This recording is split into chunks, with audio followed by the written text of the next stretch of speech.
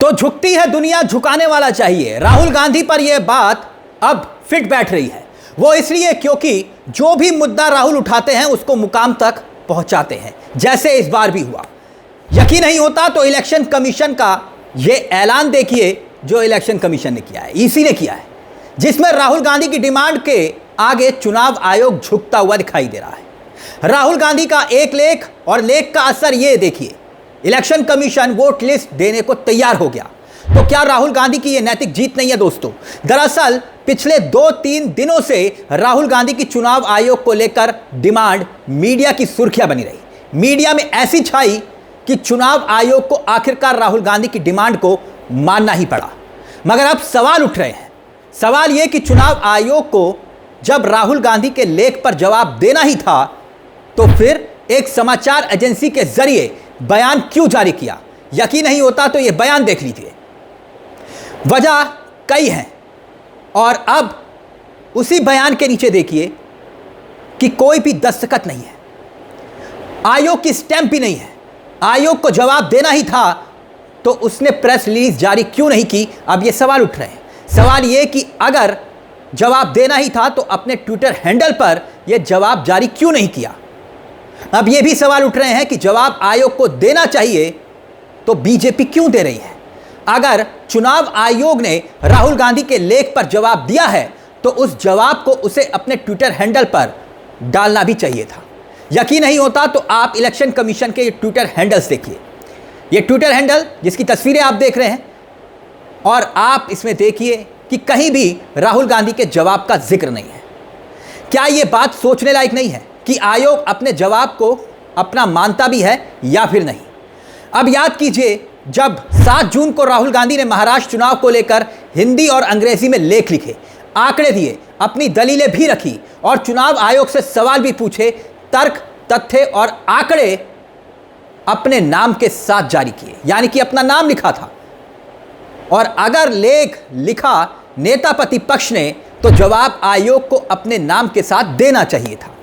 बात इतनी है क्योंकि नेता प्रतिपक्ष एक संवैधानिक पद होता है।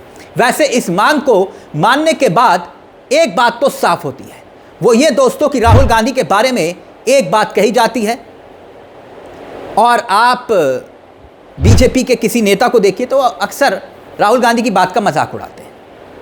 आपको पसंद आए या ना आए, लेकिन एक सच्चाई दोस्तों ये है कि अगर राहुल गांधी कोई बात पकड़ लेते हैं तो जब तक वो पूरी नहीं होती, उसे मुकाम तक नहीं पहुंचाते, तब तक उस बात को छोड़ते नहीं हैं। इसका उदाहरण है जातिगत जनगणना। जातिगत जनगणना का मुद्दा एक ऐसी डिमांड याद कीजिए राहुल गांधी ने हर मंच पर उठाई और यह बात ऐसी ऐसी जगहों पर रखी जिस पर बीजेपी नेताओं ने कटाक्ष किया कि भाई इस मंच पर रखने की क्या जरूरत थी, इसकी जरूरत क्या थी। लेकिन अंत में क्या हुआ दोस्तों? उसी बात पर मोदी सरकार को झुकना पड़ा और सरकार को कहना पड़ा कि हां हम जातिगत जनगणना करवाएंगे। वो सरकार जो मना कर रही थी जातिगत जनगणना नहीं करवाएंगे। इसके साथ साथ राहुल गांधी ने चुनाव आयोग पर गंभीर सवाल भी खड़े किए। अंग्रेजी, हिंदी, उर्दू, मराठी के अखबारों में अपने संपादकीय लिखे। बार बार कहा कि चुनाव आयोग आखिर पूरा डेटा, पूरे आंकड़े रख क्यों नहीं रहा। महाराष्ट्र का उदाहरण देते हुए राहुल गांधी ने बिहार तक का जिक्र किया। बिहार का जिक्र करने के बाद सियासी सरगर्मी और तेज हो गई क्योंकि बिहार में चुनाव है।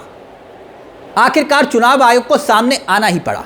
चुनाव आयोग ने आखिरकार कांग्रेस पार्टी की मांग को मान लिया और चुनाव आयोग अब हरियाणा, महाराष्ट्र के डेटा जारी करेगा, वोटर डेटा, यानी कांग्रेस पार्टी के साथ वो शेयर करेगा। उसको देने के लिए तैयार हो गया चुनाव आयोग। आपको बता दें कि जो रोल डेटा है वो 2009 का भी दिया जाएगा, 2014 का भी, 2019 का भी और 2024 का भी। दोस्तों एक दिलचस्प बात और है। वो दिलचस्प बात जानते हैं क्या है? वो ये कि चुनाव आयोग ने कांग्रेस पार्टी की डिमांड मान ली, मगर राहुल गांधी फिर सामने आ गए। इस बार एक अलग अंदाज से एक नया चैलेंज दे दिया चुनाव आयोग को। राहुल गांधी ने बाकायदा अपने ट्विटर हैंडल से ये तस्वीर पोस्ट की, इकोनॉमिक टाइम्स का आंकड़ा शेयर किया और उसके बाद चुनाव आयोग से यह कहा कि good step taken by EC to hand over voter rolls. देख सकते हैं आप जो ये ट्वीट राहुल गांधी ने किया। मतलब चुनाव आयोग ने अच्छा फैसला लिया। राहुल गांधी ये कह रहे हैं कि भाई वोटर रोल्स हैंड ओवर करने के लिए तैयार हो गए, मगर चुनाव आयोग से एक और बात कह दी। अब वो क्या है वो समझिए। चुनाव आयोग ये बताए कि किस एग्जिट डेट पर यह आंकड़ा जारी होगा। डिजिटल फॉर्म में जारी होगा, एक ऐसे फॉर्म में दिया जाएगा जिसे आप पढ़ सकते हैं, हम पढ़ सकते हैं। मतलब राहुल गांधी ने सिर्फ ये नहीं कहा चुनाव आयोग से कि चलिए आपने हमारी बात को मान लिया, थैंक यू सो मच, अब बात खत्म करते हैं। नहीं, राहुल गांधी ने एक और चैलेंज चुनाव आयोग को दे दिया कि भाई आप डेटा दीजिए लेकिन तथ्यों के साथ दीजिए, और कब देंगे डेटा उसकी डेट भी बता दीजिए। लगातार चुनाव आयोग को जवाबदेह बनाने की कोशिश लगता है राहुल गांधी कर रहे हैं। दोस्तों ये मत भूलिएगा कि जब ये आर्टिकल लिखा गया था और राहुल गांधी ने आंकड़ों के साथ, तथ्यों के साथ अपनी बात को रखने की कोशिश की थी, तब उस वक्त बीजेपी आईटी सेल ने उनकी खूब आलोचना की थी। बीजेपी आईटी सेल के मुखिया ने भी राहुल गांधी को निशाने पर लिया था, हमेशा लिया जाता है, मगर राहुल गांधी अपने सवाल पर अड़े रहे, डटे रहे। वैसे दोस्तों राहुल गांधी की मांग क्या थी? यही ना कि भाई लोकसभा और विधानसभा की मतदान सूची, उसके सीसीटीवी फुटेज आप जारी कर दीजिए, और मामला कोर्ट तक भी पहुंचा था।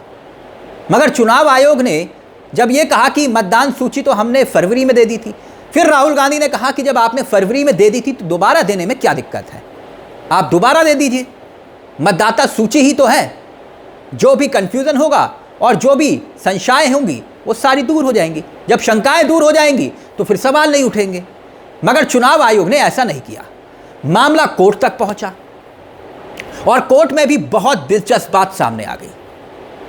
क्योंकि राहुल गांधी ने जब अपनी बात को लिखा, गंभीरता के साथ लिखा, विधानसभा चुनाव में 1 महीने के बाद जब मामला हाई कोर्ट गया, आयोग की तरफ से मतदान केंद्रों की वीडियोग्राफी और सीसीटीवी फुटेज जारी करने के लिए कहा।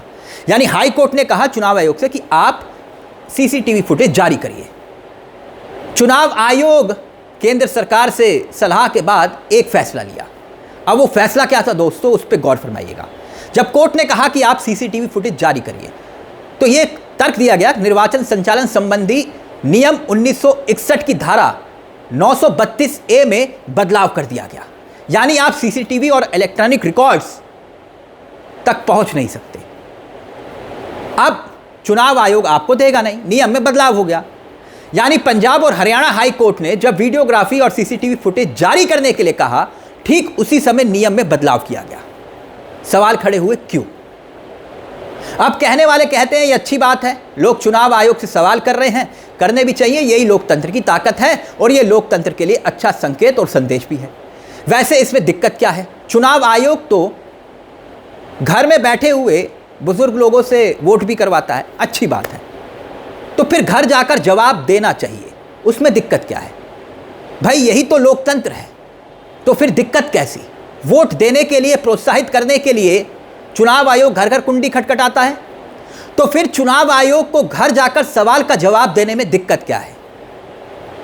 जब बीजेपी घर घर सिंदूर भिजवाने की बात कर सकती है, तो फिर एक सवाल का जवाब देने के लिए चुनाव आयोग भी घर तक जा सकता है।